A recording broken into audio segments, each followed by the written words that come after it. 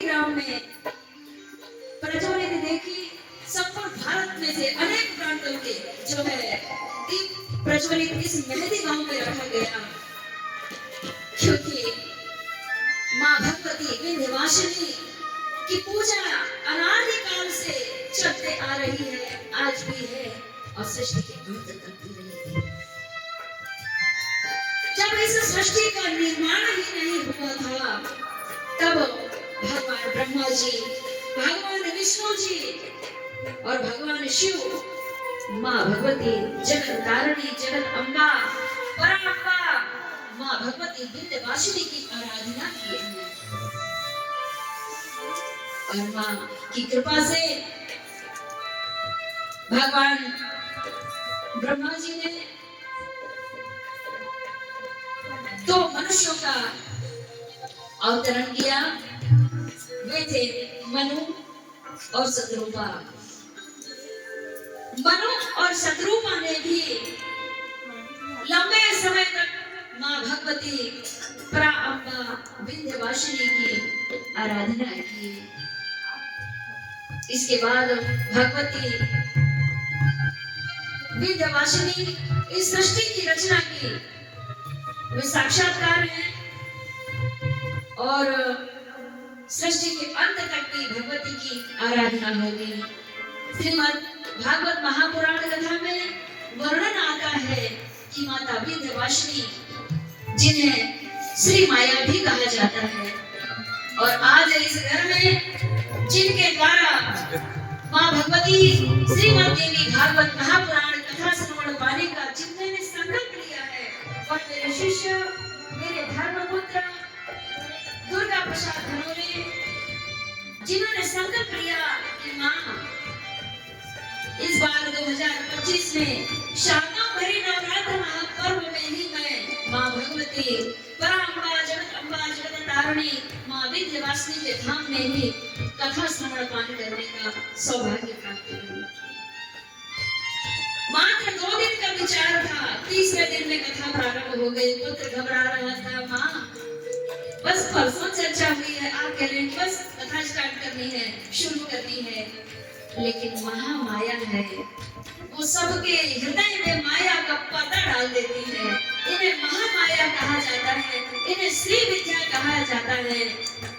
और मेरे हृदय प्रिय धर्मपुत्र दुर्गा प्रसाद धनोरे की बेटी का भी जो नाम है, प्रथम पुत्री रत्ना की जब प्राप्ति हुई और नामकरण संस्कार जब हुआ, तो उनका नाम भी श्री विद्या रखा गया। बोलिए श्री विद्या महारानी की। तो माँ भगवती की अपार कृपा है, और अखंड ज्योत का मतलब है कि जो कभी खंडित ही ना हो। आप अपने जीवन, बैठिए माँ, उनको बिठा लिया। जीवन में जब घोर कष्ट व्यापे और डॉक्टरों के यहाँ 2026 लग गया, चलिए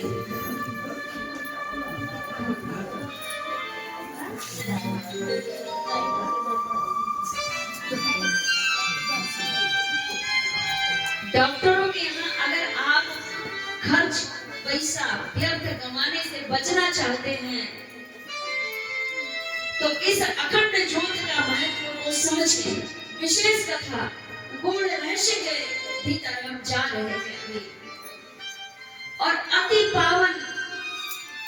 पावनी दिव्य रहस्यमयी कथा को अगर आप छोड़ करके जाएंगे तो मैं विचलित हो जाऊंगी।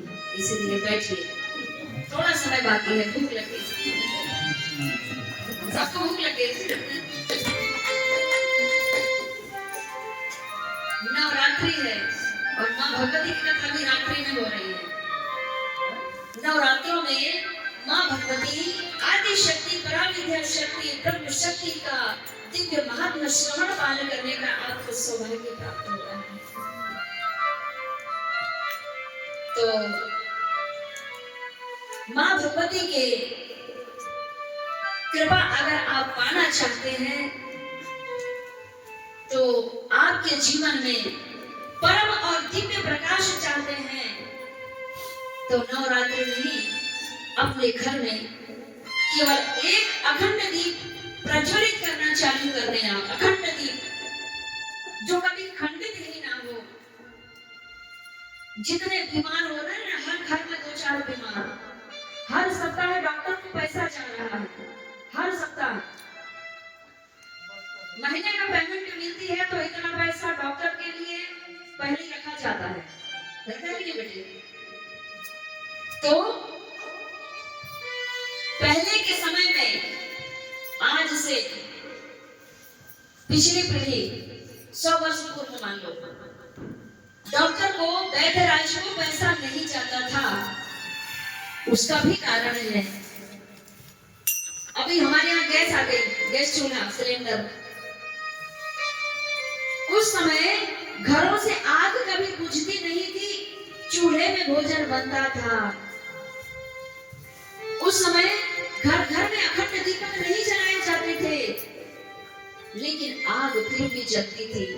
अग्नि देवता प्रज्वलित ही रहते थे। चूल्हे में आग माताएं 24 घंटा रखती थी। बच्चों को रात्रि में दूध गर्म करके पिलाना है, खिचड़ी पका के खिलाना है।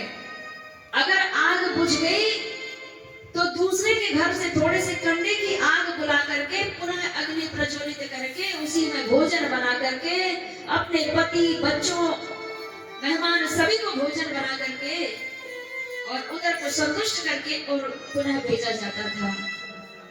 आगे बुझ गई तो थोड़ा सा गंडा फिर डाल देती थी रात में कि सुबह तक के लिए रहेगी, और ऊपर से राख भगुदर डाल देते थे ताकि अंगार बनी रहे। था कि नहीं ऐसा? सुना होगा आपने। 24 घंटे उनके चूल्हे में आग रहती थी। अभी रहती क्या अपने यहाँ? चट से जलाया, चाय बनी, भोजन बनाया, बंद कर दिया।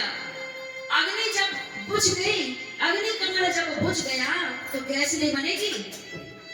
घर में नकारात्मक ऊर्जाएं नहीं फैलेगी, फैलेगी। तो अभी आप चूल्हा नहीं रख सकते हैं तो क्या करें?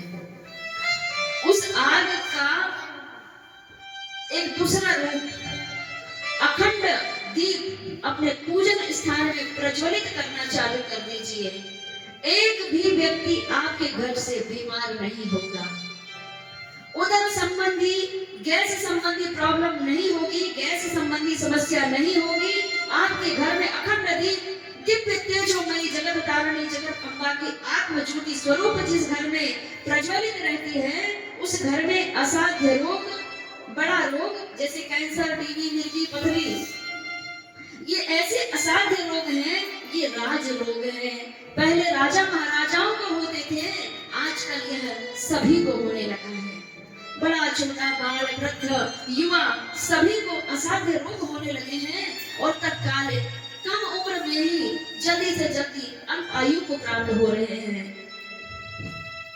अगर आप चाहते हैं कि आपके घर से, आपके जीवन से, रोग रूपी शत्रु से आप मुक्त होना चाहते हैं तो अपने अपने घर में एक अखंड दीपक प्रज्वलित करना चालू कर दीजिए। एक महीने में कम से कम 600-700 रुपए का क्या लगेगा?